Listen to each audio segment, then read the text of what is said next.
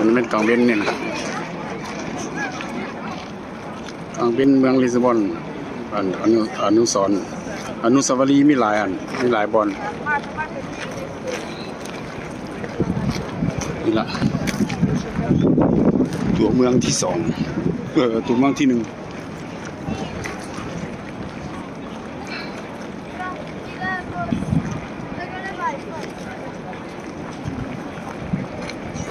ดึงเข้ามาใกล้ๆลองเบิ่ง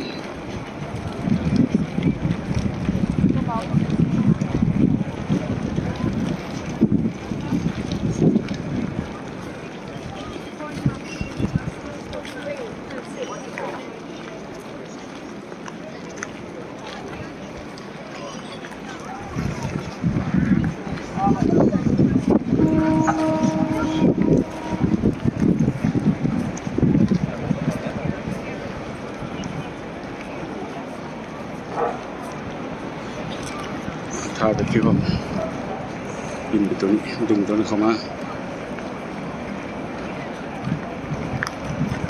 เมืองลิสบอนประเทศโปรตุเกส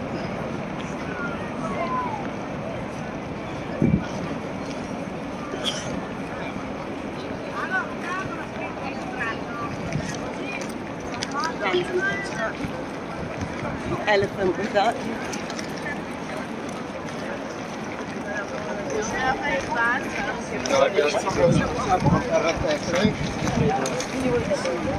ใช่เอาหมดทุกบอลเลย